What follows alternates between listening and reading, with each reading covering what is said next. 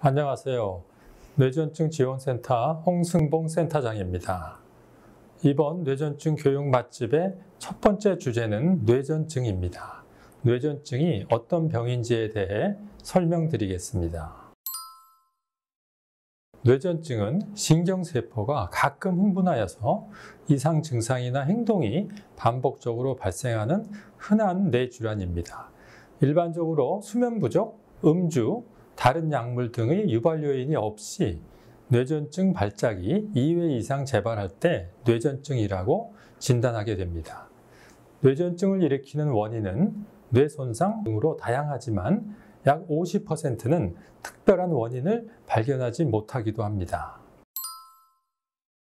뇌전증의 유병률은 인구 1000명당 4 내지 10명으로 전 세계적으로 약 6,500만 명이 뇌전증을 앓고 있고 한국에는 약 36만 명의 뇌전증 환자가 있습니다. 뇌전증의 발생률은 인구 10만 명당 50명 내지 70명으로 우리나라에서는 매년 약 2만 명의 뇌전증 환자들이 새롭게 발생하고 있습니다.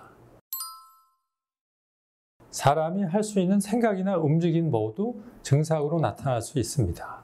같은 종류의 뇌전증이라도 개인에 따라서 나타나는 증상이 다르고 갑자기 나타나기 때문에 예측하기 어렵습니다.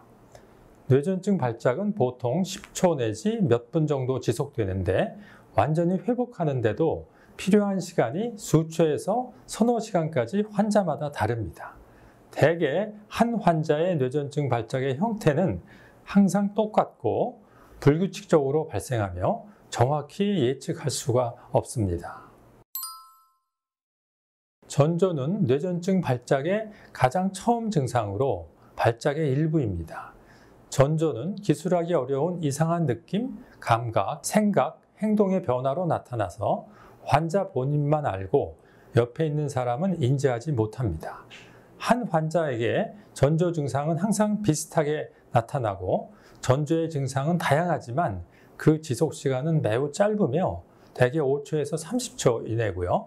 전조가 발생한 후 팔다리를 떨거나 의식을 잃는 더 심한 발작으로 진행하기도 하지만 전조 없이 바로 팔다리를 떨고 의식을 잃을 수도 있습니다.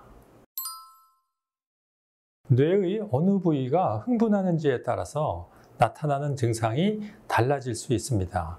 속이 울렁거림, 어지러움, 두통, 불안, 표현할 수 없는 이상한 느낌, 발작할 것 같은 느낌 등이 전조로 나타날 수 있고요.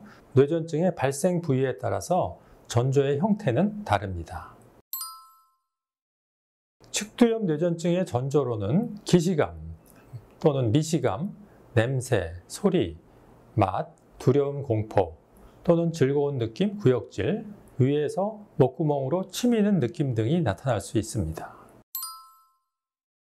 가슴이 두근거림, 호흡곤란, 신경질, 불쾌감, 이상 감각, 어지러움 또는 두통 등으로 나타납니다. 여러 개의 밝은 색의 작은 원형점, 원 또는 공 등이 보이는 환시가 흔하게 나타나며 칼라 정사각형, 삼각형 또는 직사각형 모양이 보이기도 합니다. 대개 오른쪽이나 왼쪽 한쪽으로 보이고 중앙에 보이는 경우도 있습니다. 또는 물체가 찌그러져 보이거나 물체가 움직이기도 합니다. 신체 일부가 저리거나 이상한 느낌, 신체 일부가 없는 느낌 등으로 나타날 수 있습니다. 전조만 있다가 뇌에서 전기가 더 강해지거나 주변으로 퍼지면 눈에 보이는 경련 발작으로 나타나는데요. 발작은 크게 부분 발작과 전반적 발작으로 구분하고 부분 발작은 의식이 있는 단순 부분 발작과 의식의 변화가 동반되는 복합 부분 발작으로 나누어집니다.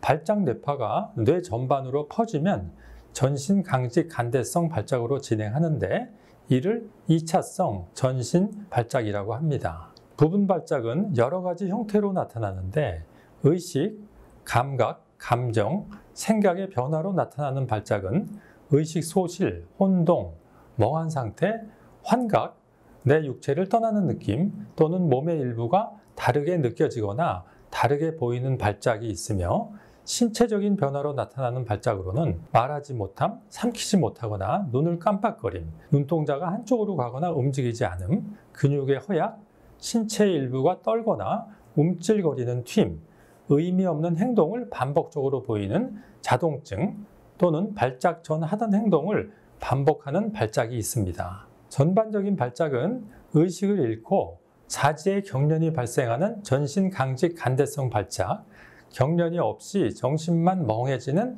압상스 발작, 갑자기 팔이나 다리를 짧게 떠는 근간대성 발작, 그리고 갑자기 근육의 힘이 빠지면서 쓰러지는 무긴장 발작 등이 있습니다.